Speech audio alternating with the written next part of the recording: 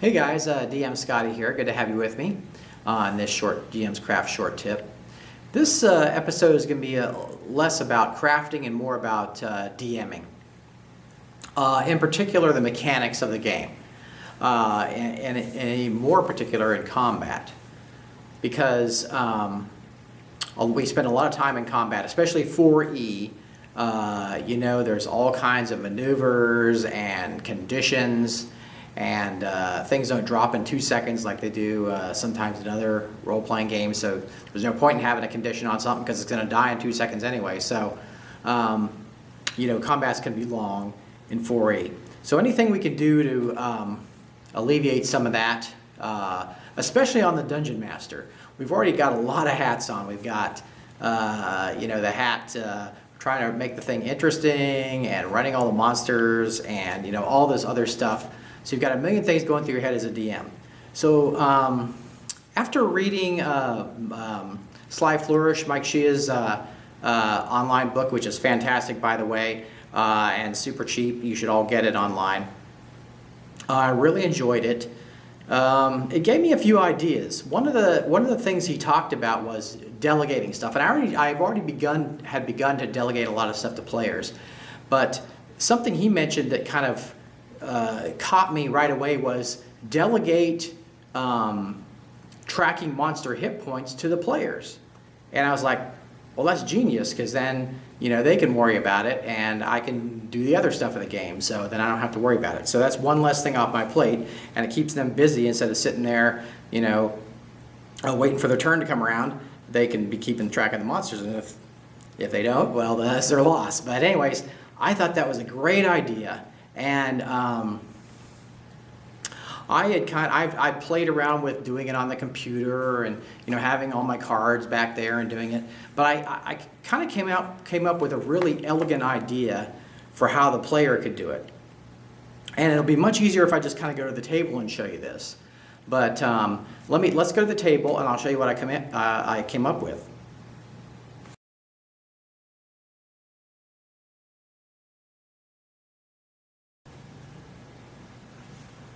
Okay, so this is it.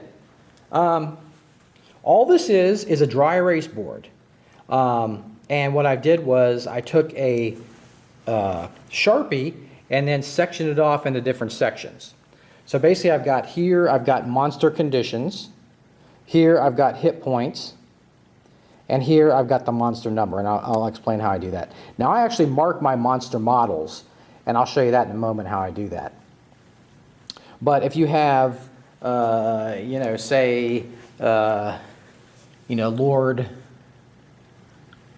Voldemort, you can put Lord V, and then if your monsters are, number 1, number 2, number 3, number 4, and so on.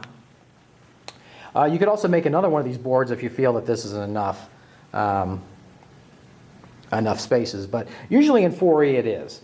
Because the amount of monsters you have generally matches the party. So when Lord Voldemort takes 20 points of damage, the player just writes the 20 points of damage, and so they keep track of it. And if Voldemort takes another 15, they just erase that and put the 35. So now they're doing a job that I don't have to worry about.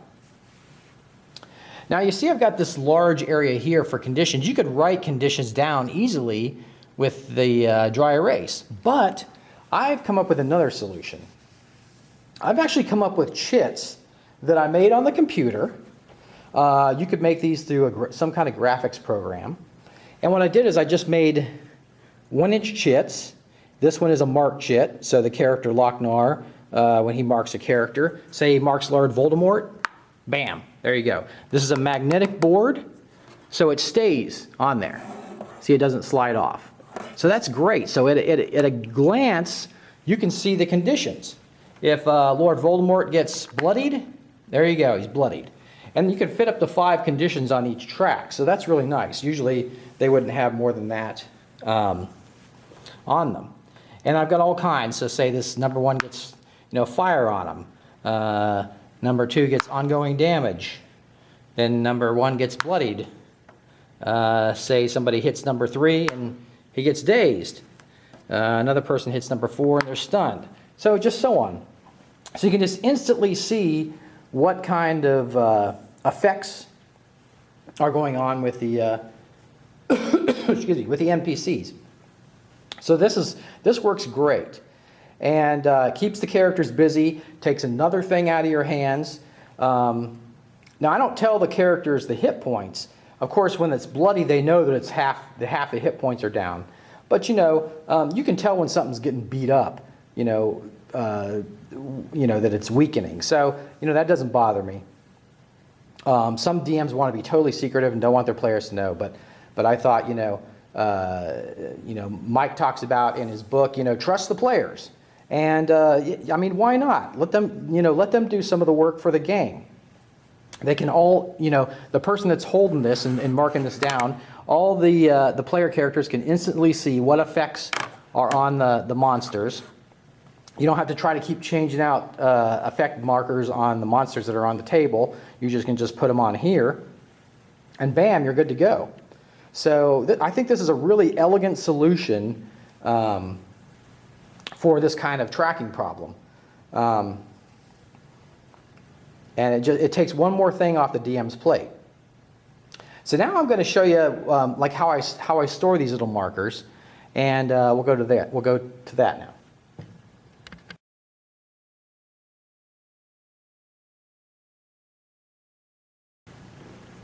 So here you can see I just have a little translucent storage box. It's small. It's like a, where you'd put thread and stuff in, that kind of thing. So it's great. It has all these compartments. I just put all my different chits in there.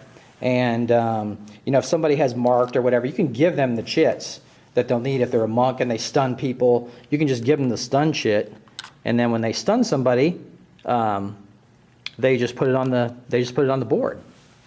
So, this is a great way you can save them very easily.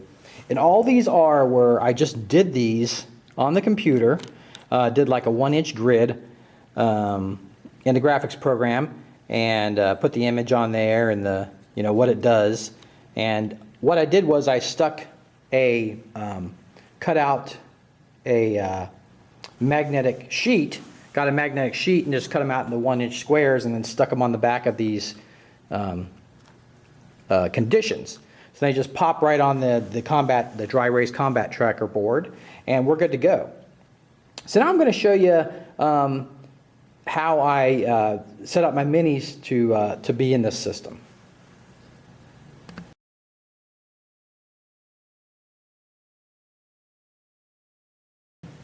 So here I have some flying bat creatures that might menace the party, but that's not what's interesting. The interesting part is how I've marked the stands.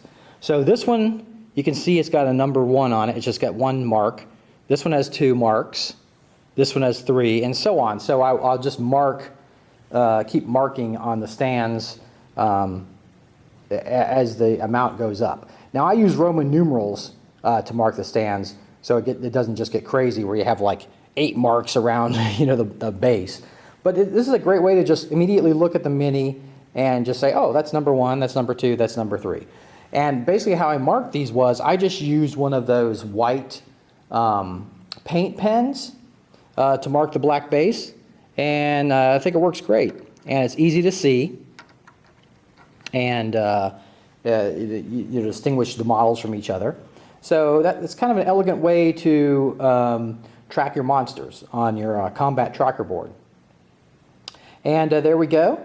We're all set with how to use the combat tracker, and I'll see you next time on the DM's Craft Short Tip.